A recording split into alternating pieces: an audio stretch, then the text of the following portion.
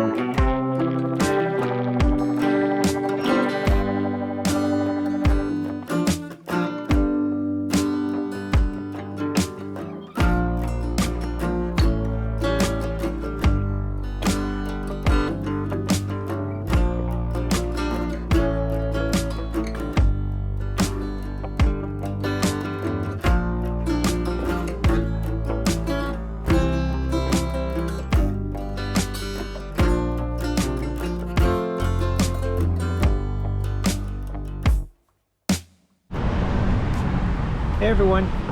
So I am currently at the monument to the homeland, directly behind me there. And if you continue walking north up Avenida Romulo Rosso, I'm sure I butchered that and I apologize, but if you continue walking north up that road, it will take you into Itzimná, and so we're going to walk that way and take you along.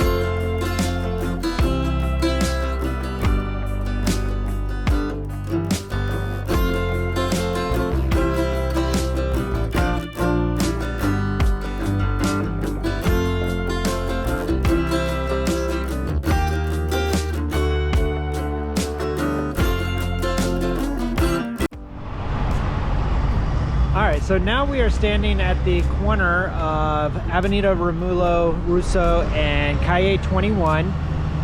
Calle 21 is the main street that takes you into Itzimná. So if we make a right here behind me, that will take us into the center of Itzimná, where the park and the churches and the schools and that kind of thing are located. And so in front of me, and I'll show you in a minute, in front of me is the new I-tram, which is the modern streetcar that will link, currently it goes from the Grand La Plancha Park to the Teja, the Mayan train station here in Merida. And this route here will cross over Itzimná here, and then it will go north up to, I think, La Isla, or one of the big malls up to the north. So that'll be a great asset once it's actually done. But I'll show you a little bit of that, and we'll just kind of walk around the neighborhood.